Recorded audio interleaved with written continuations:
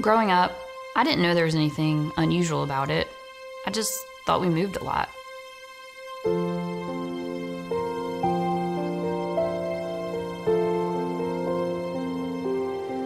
I was born just outside of Ringgold, Georgia. My mom had me when she was 17. Mom didn't finish high school, and my birth father, he wasn't around. He lived in Alabama, and I never knew him very well.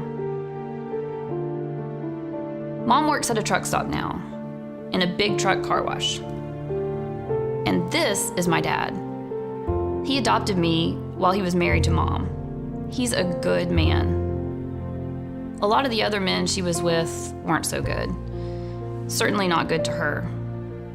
Once, when I was 12 and we lived here, I called the police while one of them was beating her. The police said that they knew him and that he wouldn't do such a thing. So they didn't come. And so he kept beating her. In the 18 years that I lived in Ringgold, we lived in 16 homes. Most of them trailers, some of them empty lots now. 16 homes, always one step ahead of a bill collector. Living like that affects a child.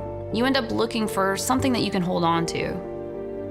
For me, it was seeing lawyers on television shows. We didn't have any professionals in my family. All I knew was that there had to be a better way to live.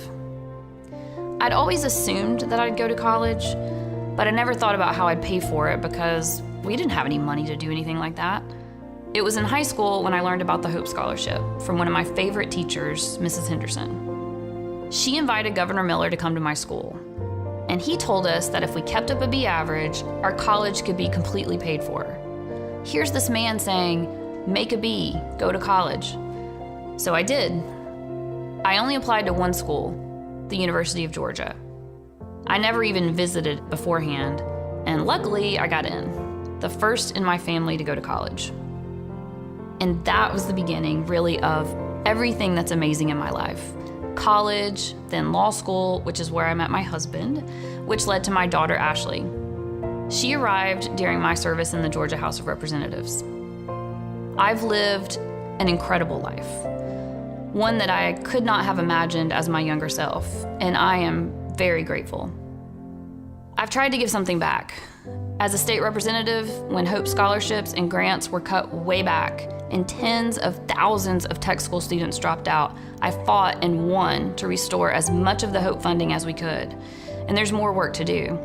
A lot of those students are single moms, just like my own. I also helped win one of the biggest private lawsuits against Medicare fraud in history. The government declined to pursue the case, so my firm did, and we recovered $324 million for taxpayers. From the success of my law practice, I set up a law school scholarship for students who are the first in their family to go to college. Now I'm running for governor to be a champion, not just for Hope scholarships, but for every child like me growing up somewhere in Georgia where going to college can literally change your life, like it changed mine. And I'm running for governor to be a champion for every family, for people who work hard and are trying to get ahead in an economy that leaves too many behind and seems more unfair in every way.